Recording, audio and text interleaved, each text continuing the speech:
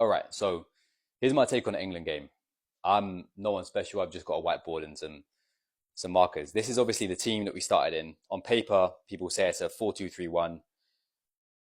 You've got the initials of the players there, but obviously in the actual game, it moved to a back three. So it will come across. The back three would be Gueye, Stones, Walker, and then obviously Saka, he gives the width on the right. Trippier, he gives the width on the left, which unlocks Foden to come inside. Rice kind of helps to make this diamond in build up, if you want to say. And then Trent and Foden can kind of float. Bellingham can also come in there, and Foden can float a little bit more. I don't really know where Foden was playing. I don't know if other people do. You can tell me in the comments. And obviously Kane's up top. So basically there are a couple of problems that I think could be changed and could be solved with the same lineup. Okay. So this is Rice here. Let's say that this is Bellingham. This is Trent. The first one is obviously in the first half, everything came down our right-hand side. And the reason for that is because we have a player who's comfortable 1v1 on the right, and we have a player who isn't comfortable 1v1 on the left. It's that simple. So you isolate Saka 1v1, whether again it was against the wing back or whether it was against the centre back, and he obviously created a lot. The problem with Trippier being on this side when he gets the ball is you see that he's not comfortable playing down the line. So any movements that are made there, he's not really going to trust his left foot. And the issue with Foden being a left-footed player on the, left-hand side, is when he's dribbling with the outside of his foot or when he's driving and he's carrying the ball, he really wants to go this way and there's nothing there for him because Trippier doesn't want to really attack. So a really simple way of solving this, in my opinion, is obviously switching who steps and who stays out of Trippier and Walker, right? Okay, so let's say that this is Walker now, this is Stones, this is Gueye, and this is Trippier, or whoever's playing central, I don't really mind. Now you've got a player on the outside who can free up, let's say that this is Saka, if we're keeping the wingers the same. Saka can float and he can come inside if you want. But Walker's obviously comfortable on his right foot going up and down. Okay, maybe we're a bit more susceptible to counter-attacks then. But Walker also has crazy pace to be able to recover, whereas Trippier is obviously, he's fast, but he's not as fast as Walker. That's the first suggestion. The problem with this, obviously, straight away is that Foden's now limited to this width, right? He has to stay there. He has to give the width for the team. Otherwise, the opposition could just get really narrow and it makes it easier to press. My suggestion for this, with the same starting lineup, I know he did so well on the right, and I'm a massive Arsenal fan, so I'd prefer him to play on the right, but put Saka on the left. When Arteta first came in, he played left wing back, he scored, he created. There was that goal against Bournemouth where he smashed it into the roof of the net with, I think it was his left foot. He's comfortable on the left, probably more so than Foden is. So yes, you're not getting the most out of Saka, for sure. Saka's best position is here. But at least now Foden is comfortable. Sorry, Foden's comfortable here. Because who this is Walker. And guess what? They've got a relationship here where, yes, Foden plays more maybe as a 10 or he plays more inside now under Pep. But when he first started, he played almost as a wide player. So you've got a relationship already with Foden and you've got a relationship with Walker there where, okay, Foden has the ball, Walker can get on his bike and overlap or whatever it might be. But essentially, again, you're allowing Foden to come inside because you're holding width, but you're doing it where he's now on his left foot and he's looking inside.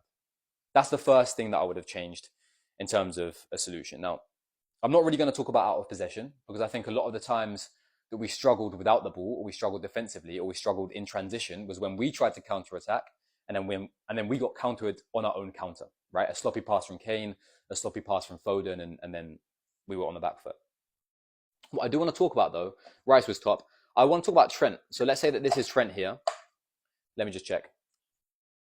What I do want to talk about, is Trent. So let's say that Trent's on the ball here. An issue that I had, and Bellingham was top. Bellingham is already probably one of the best English players ever, and he's 20, right? Bellingham is top. But I don't really think there's much point in him being this deep, where for Real Madrid, he plays as like a second striker. He plays as someone who makes runs in behind, and it's easier with Vinicius and Rodrigo because they get out of his way more because they're more mobile. Harry Kane just stays still, right? But his game isn't going in behind. So what happens when you have Trent and you have a striker who just wants everything to feet, and you've got one player who's holding width here, and you've got a wing back in Trippier who just wants to stay, right? Is that there's no movement in behind, so he can't use his passing range. I'm an Arsenal fan, like I just said, so there's no Liverpool bias here. Trent is one of the best players in the world at playing long passes on a dime. Mo Salah, Sadio Mane, Luis Diaz, Darwin Núñez, all of them make movements in behind. And that's why Trent is so effective. Trent will even find Robertson sometimes, right? With his long switches from this area of the pitch. So Kane's not going to make that movement, right? And that's not his game. So we can't expect him to do that. And the reason why he was staying so high is because if he drops in, then it makes it so easy for the other team to press. When we're building out, there's no space. So someone has to stay high. His starting position can still be high to try and pin the back three or to pin a centre-back. And then we have more space to build out. But then this is where I want Bellingham to go away from the ball.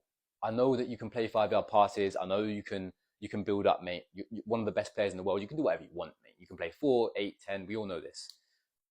But running behind, because this is what the team needs.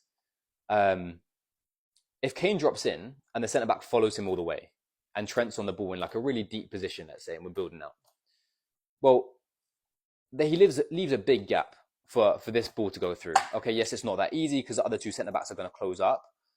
But then there's more space out wide for Foden or for Saka or for Walker or whoever's playing in the wide areas, even if Trippier is still there.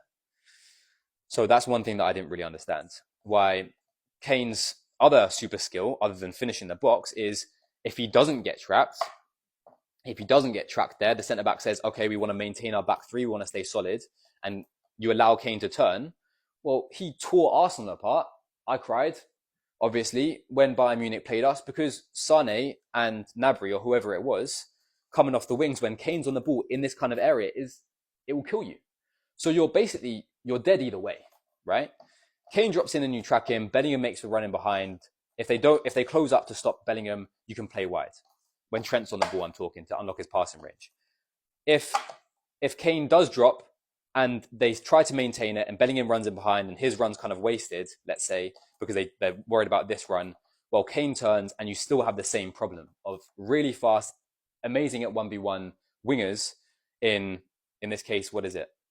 Walker and Saka, if we've made the changes that I said at first, running in behind, and then you have Bellingham already, who's replaced him to maybe receive the ball and finish in the box. I just think that was a much more effective way to try and play the game when you're leaning into the skills of the individuals that you have. Again, I don't want to suggest any changes to the starting lineup. Bowen did well in the few minutes that he was on the pitch.